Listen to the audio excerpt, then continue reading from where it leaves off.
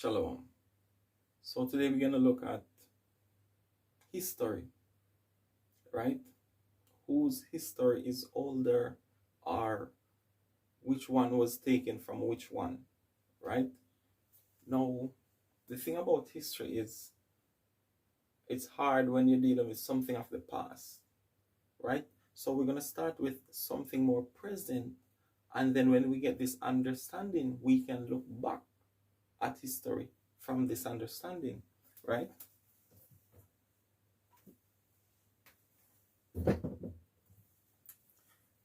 So going back to the flood of Noah, right?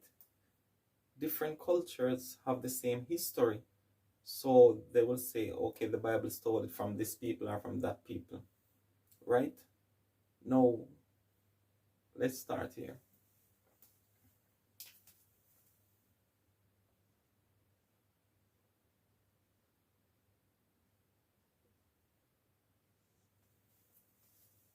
As we know, there are many setbacks reset in the earth, right?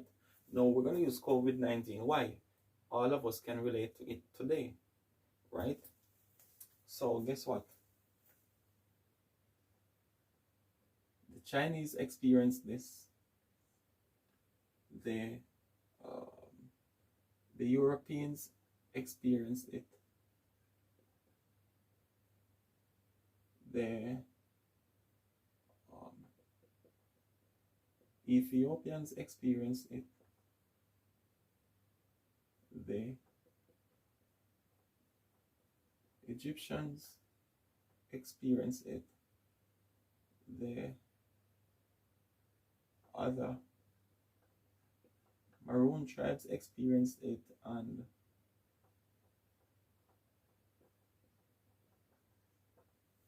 the Israelites experienced it, right?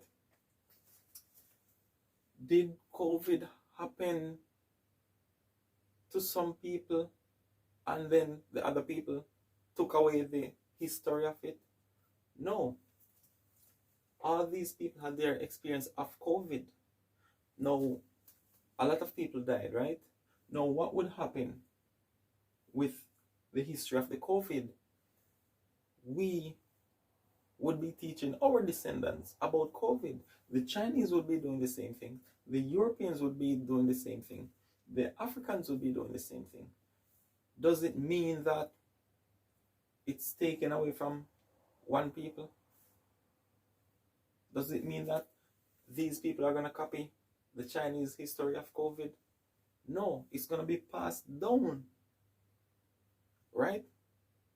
So now that we understand that, the reason why everyone have a history about the flood was because what?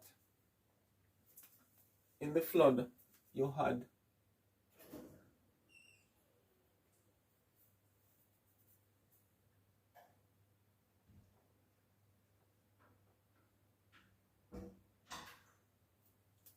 Noah and his wife,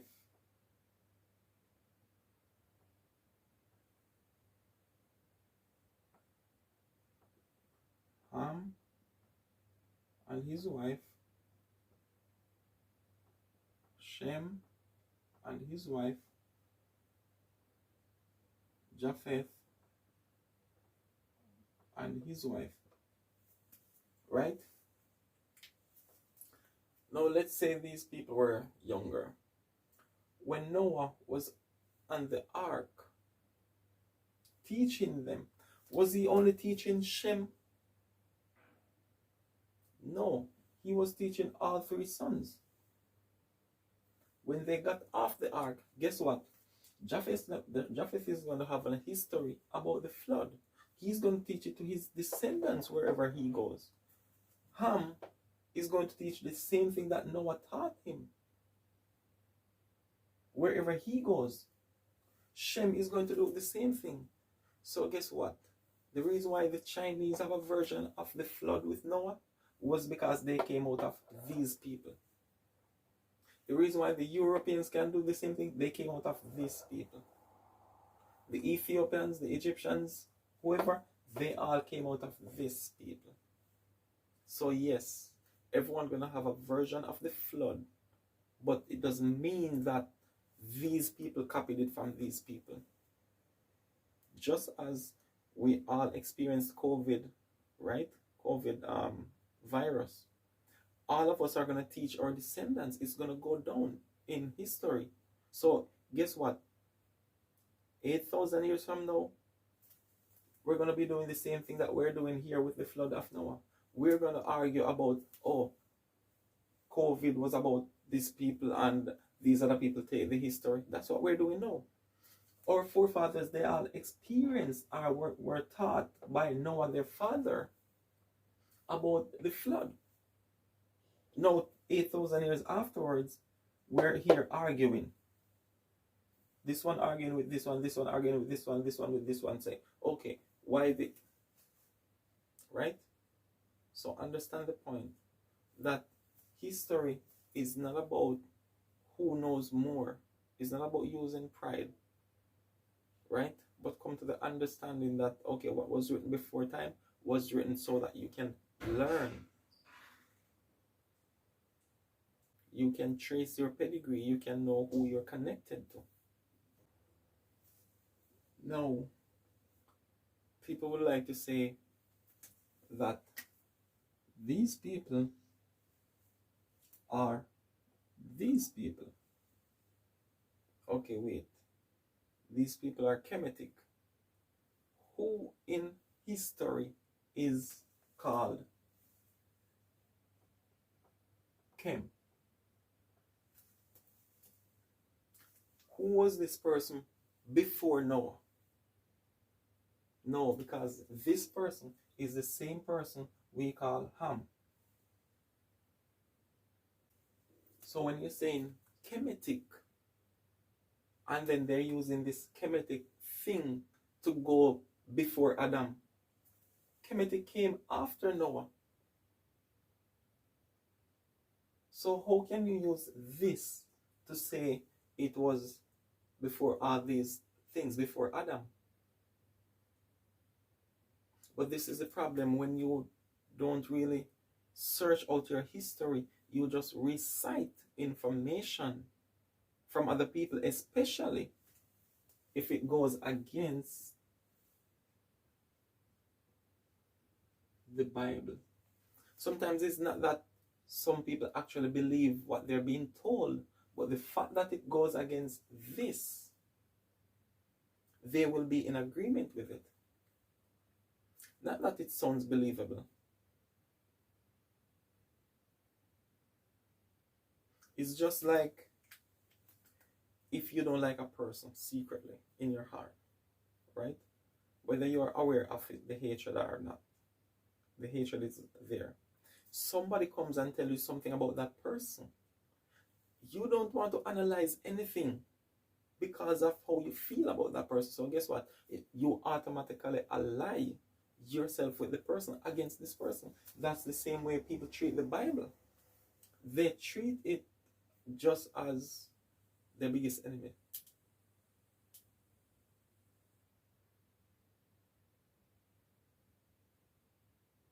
So going back to this, whatever laws you follow as Kemetic Egyptologists, right? Everything that this man knew was taught by this man. So the reason why you can say the laws in the Bible were taken from your book was because it was taught to this man by this man. Noah was among the sons of Adam throughout the lineage. So yes, Noah is going to teach him about the laws of the Most High. Don't do this, don't. He's going to see the clean animals, the unclean animals that Noah took and what he did. Noah was doing the office of a priest. So he was also learning the ways of the sacrifice and all of that. But guess what? It does not resonate with their spirit to keep on in the ways of the Most High. So these two would depart from the knowledge of what Noah taught them. Right? Shem kept it. And this is when you go down to the man Eber, meaning what?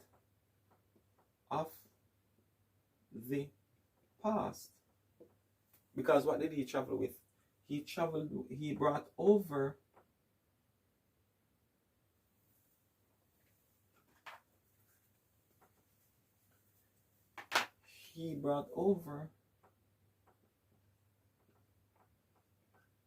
this, right? So the Hebrew tongue, the culture, everything, the history, he carried it on.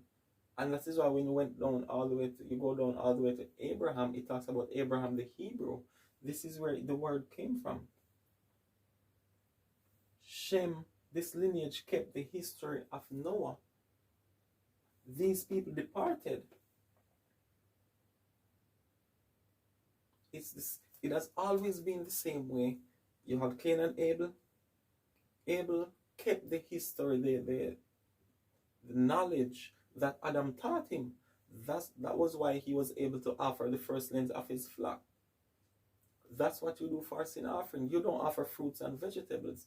Cain did not keep the ways.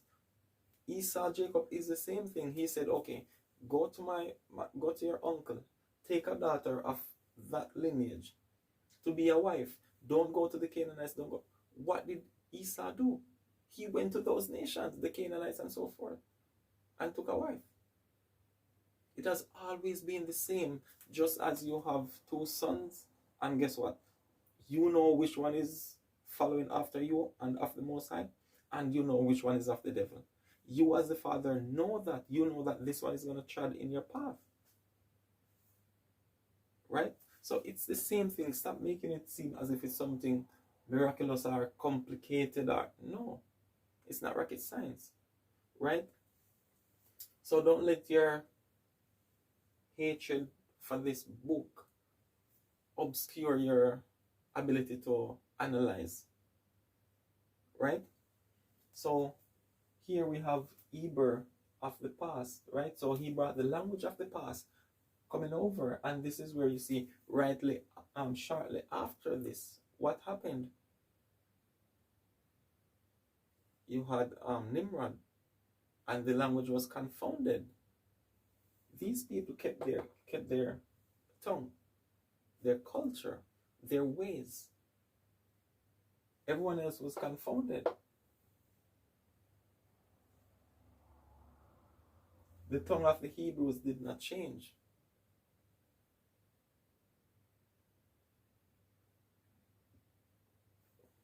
Now, what we have to understand, when you go further down in this lineage, there is someone by the name of... Why? Because in that time the earth was divided, not as in a physical earthquake where the earth was separated in two, but there was a division, there was a separation, and that's what you're dealing with coming after the flood as well. So it's like a reset.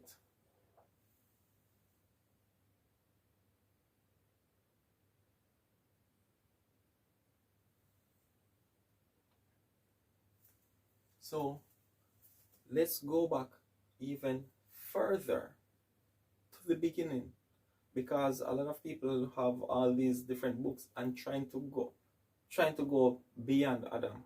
History does not predate Adam, the creation story of the Bible. Right? Let's look at this.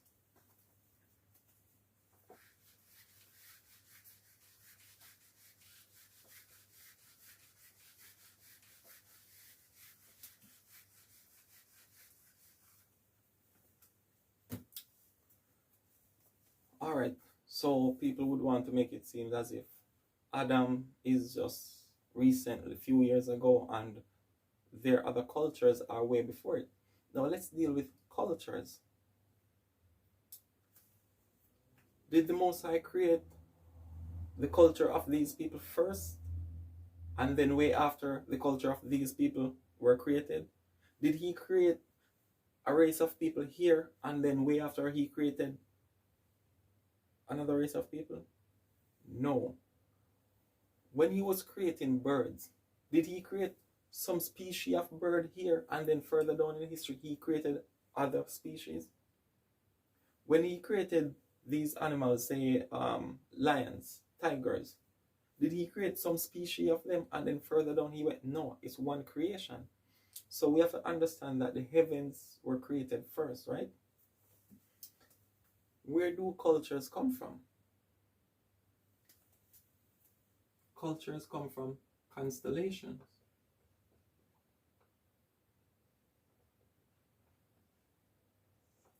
All cultures come from this. Because what is inside of this? What is contained in this? There is knowingness, knowledge. And as we know, knowledge and wisdom, our wisdom has two parts. Can be good, can be evil, depending on what standpoint you're looking at it from, right? Good and evil, we know as one thing, goes back to wisdom, right? No, these were here before man was created. Now, when you go down to the 5th day and he says, let the waters bring forth moving creatures that have life. Now, analyze that verse deeply. Matter of fact, let me just read it.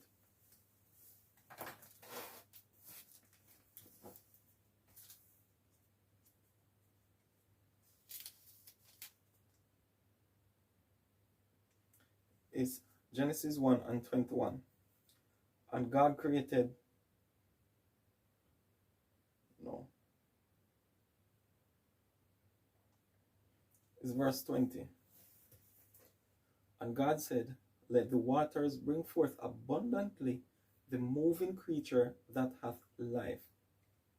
Now, you're dealing with waters, the moving creatures that have life, right?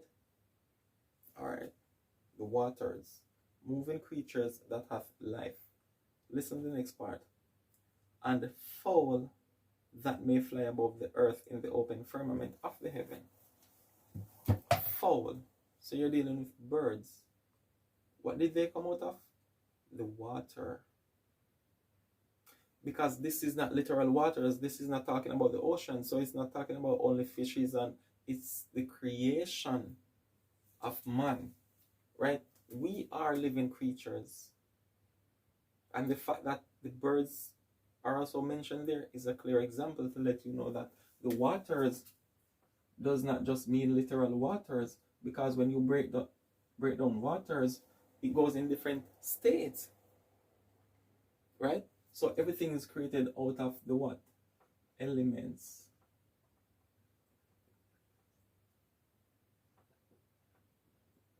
Earth, air, water,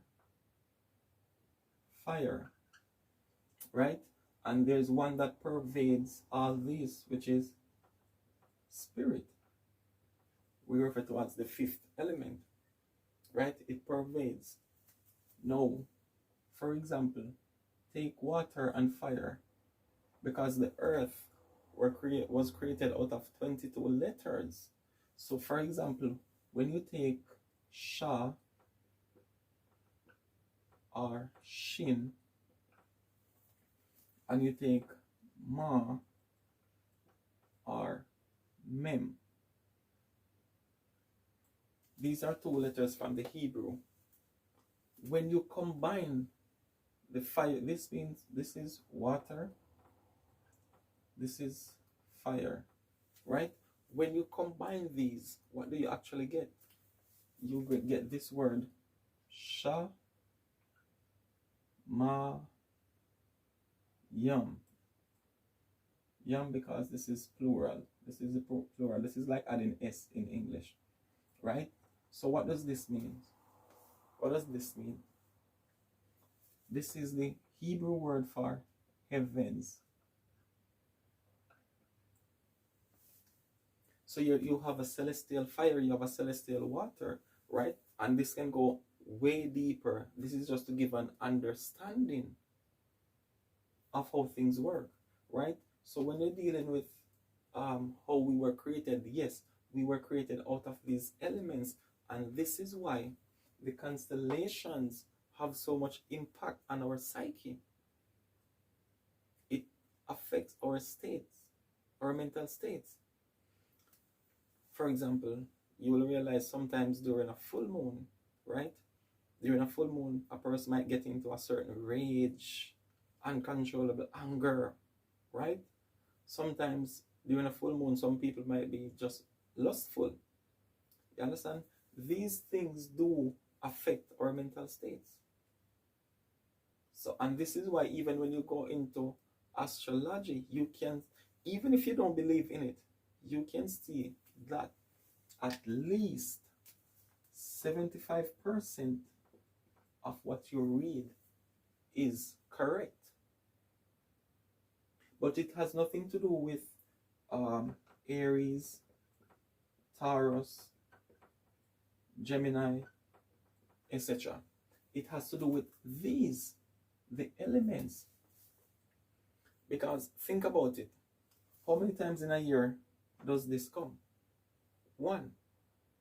But you will still go through the different changes all throughout the year. Why? Because these constantly change. Summer and winter, two opposite. Fire and water. Your state of mind during the summer is not the same during winter months. Right? It's because of these things impact our lower nature. So when you're dealing with earth, air, water, and fire, you are really going into what areas of the human experience. Earth would represent your physical, the body. Air would represent what? Your mental state. Water would represent what? Your emotional state. And fire represent what? The soul. Right? So this is just to let you understand that water goes into a way deeper meaning than just the literal word waters. But if you're just reading it from a basic level, you will just get basic understanding. When you go into the mysteries of the scriptures, that's when you get a deeper understanding of what it is really talking about. Right? So water, when you add cold to water, what happens? It becomes solid. When you add heat to this, it becomes what? Liquid. When you add more heat, it becomes what? Gas. And if you should go a step further, you have plasma. Right? So we're just getting a basic understanding that there are way more details in the constellations than just something to admire, just something beautiful. It contains the wisdom, the nature of wisdom. And this is why every nation has their own prophet. Every nation has their own seers. And sometimes even Hebrews don't understand it, because when you say a prophet from this nation or that nation, they want to condemn it, thinking that the only prophets on the earth were the prophets, were the descendants of the Adamites. No. That's why all nations have their seers. Their seers get the message or the inspiration from the heavens. This is right throughout all creation, all men. Right? But guess what? Based on the side that you're looking at it from, it can either be good or it can either be evil. But it's two sides of the same coin. The nature of wisdom. Right? So it is the same thing when you go into the tree of knowledge, good and evil. That's it. It said, in the midst of the garden, the tree of life and the tree of knowledge, good and evil. It's not talking about two separate things. It is the one thing. But based on how you use it, it can either be good for life or it can be evil for death. Right? So now we get this out the way. Let's go to where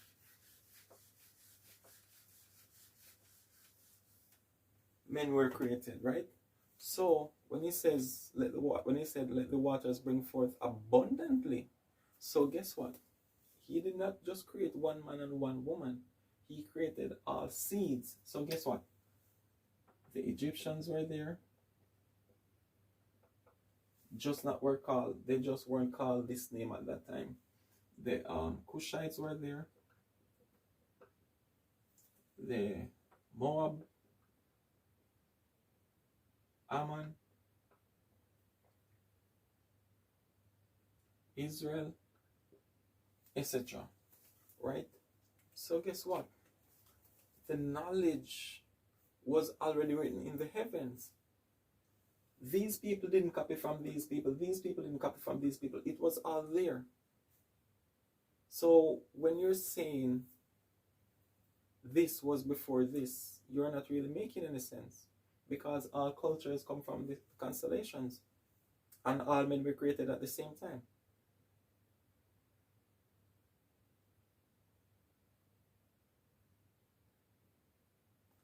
It was not a borrowing of history or a copying of history. That's the reason why a lot of the laws in the Bible are in other cultures, because that's what you get from the constellations. But guess what? Not everyone can follow. It is not in everyone's spirit to do good.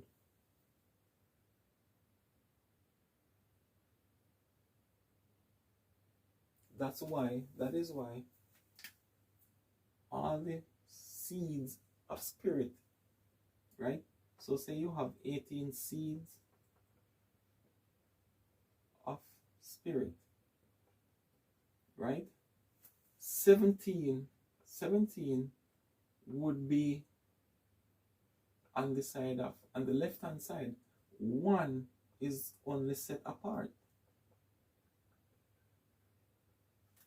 And this is why whenever any of these 17 rule, the people are always in mourning. That's what it says. When the wicked rule, the people are in mourning. When the righteous rule, the people rejoice. Because think about it. Under King Solomon's reign, what was happening in the earth?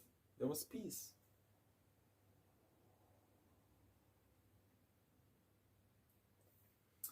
The kingdom today, they studied all the kingdoms of the past. But guess what? The one kingdom they cannot study is King Solomon, because it is not in their spirit to do good. And even if they're doing good, it comes with an evil intention. For example, even if they're giving you food, guess what? The food is poisoning some part of you that you're not even going to realize until the next 20 years of your life.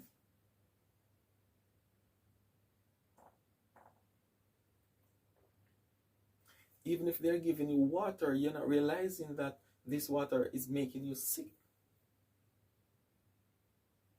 They're giving you shelter, but you're not realizing that this shelter that you're getting, it comes at a cost that is almost worth your entire paycheck.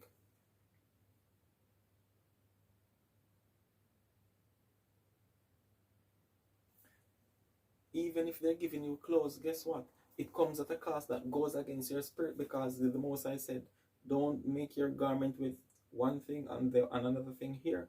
Don't make your garment that way. These people make those types of, and they sell it to us. These people want you to shave just so you can work. They give you a job, but it comes at the expense of what? Sinning against your God. Right?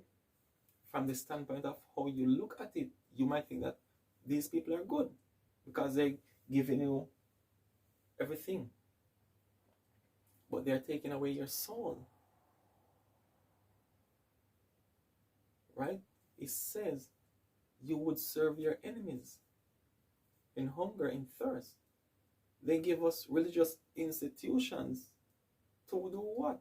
To worship whose God? To take on whose spirit? So you see how good and evil operate? Goes back to that intention. And this is why people don't understand what it means when it says mystery, Babylon the Great. Why is Babylon a mystery? The same man that gives you food is the same man that is poisoning you.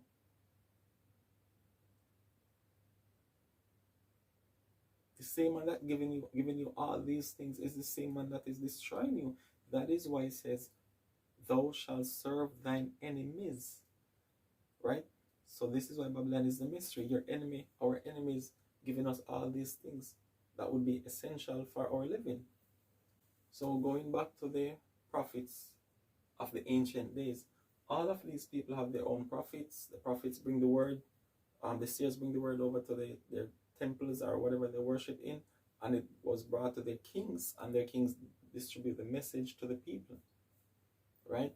We did not have kings. We just did with the priests back then, until King Saul. We had a king, right, which we took as a custom from Egypt. Right?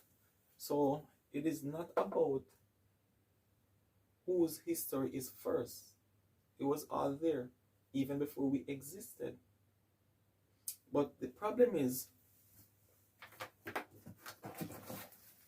when people look at the book, they're thinking that, oh, the book is written just a few years ago. Yes, the physical book was just a few years ago, but the knowledge written in the book was from when?